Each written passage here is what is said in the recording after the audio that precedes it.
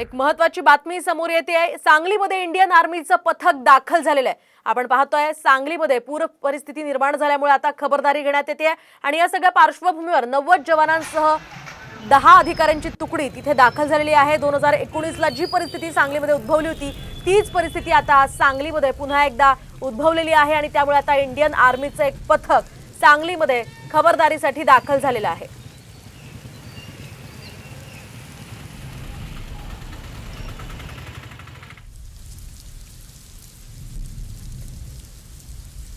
आपण पाहतोय आज मिरज, वाळवा, कोयना धरणातून पाण्याचा विसर्ग सुरू करण्यात आलेला आहे आणि या सगळ्या पार्श्वभूमीवर कृष्णेच्या पाणी पातळीमध्ये वाढ झाली आहे। आपण पाहतोय त्यामुळे गावांना सतर्कतेचा इशारा देण्यात आलेला आहे आणि त्यासाठी प्रशासन सुद्धा सज्ज झालेलं आहे। तर आज मिरज, वाळवा, शिराळा या तालुक्यामध्ये शाळांना सुट्टी जाहीर करण्यात आली आहे। कृष्णेच्या पाणी पातळीमध्ये वाढ झाल्यामुळे आता प्रशासनाने ही खबरदारी घेतलेली आहे आणि कोयना धरणातून मोठ्या प्रमाणात सध्या विसर्ग सुरू आहे। त्या पार्श्वभूमीवर आता ही खबरदारी प्रशासनाने घेतली आहे। सगळ्या शाळांना सुट्टी जाहीर केली आहे। या संदर्भात आपण अधिक माहिती जाणून घेऊयात आमचे प्रतिनिधी विजय पाटील यांच्याकडून। विजय, काय सांगाल, सांगलीमध्ये पुन्हा एकदा पुराचा धोका निर्माण झाला आणि त्यामुळे काय सध्या खबरदारी प्रशासनाकडून घेण्यात येते?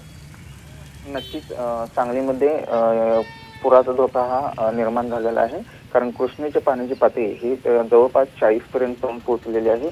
त्यामुळे प्रशासनाकडून सतर्क राहण्याचे आवाहन देखील या ठिकाणी करण्यात आलेले आहे आणि प्रशासनाकडून उपाययोजना सुद्धा या ठिकाणी सुरू आहेत। नुकताच सांगली जिल्ह्यामध्ये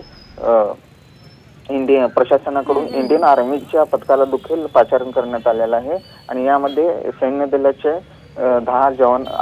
10 जवानासह अधिकाऱ्यांची तुकडी या ठिकाणी सांगलीमध्ये पाचारण करण्यात आलेले आहे। कोणताही अनुचित प्रकार घडू नये अगदी विजय, या संदर्भातले अपडेट्स घेत राहू। तुर्तास धन्यवाद दिलेल्या सविस्तर माहितीसाठी।